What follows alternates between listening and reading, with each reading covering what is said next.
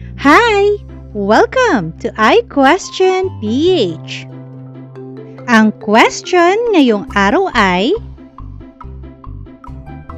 paano nabubuo ang inuulit na salita?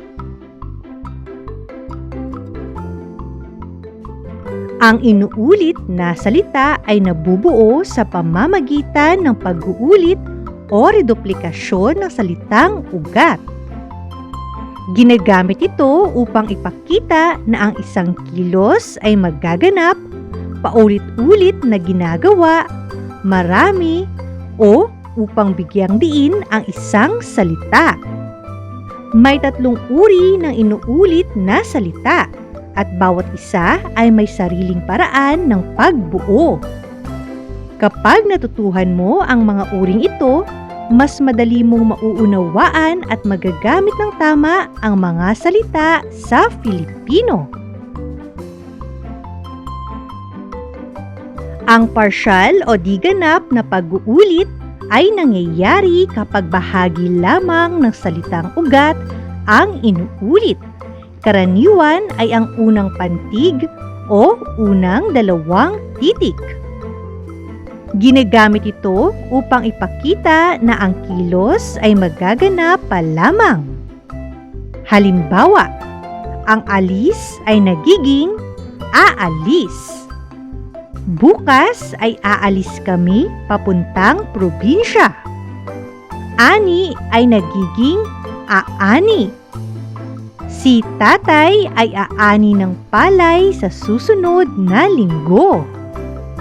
Lipad ay nagiging lilipad.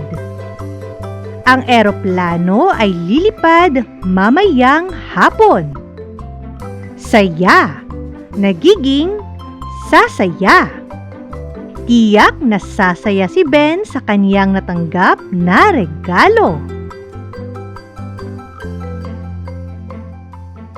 Ang buo o ganap na pag-uulit ay nangyayari kapag inuulit ang buong salitang ugat.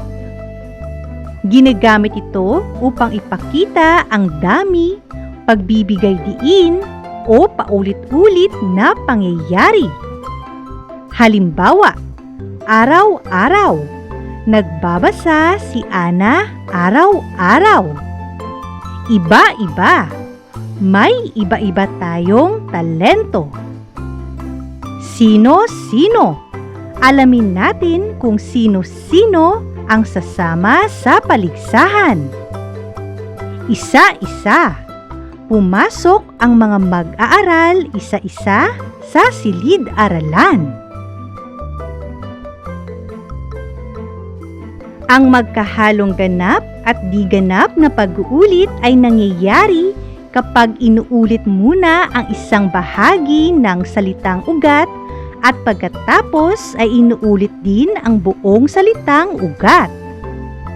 Ginagamit ito upang ipakita na ang isang kilos ay ginagawa ng paulit-ulit o ng hindi lamang isang beses. Halimbawa, lilipad-lipad.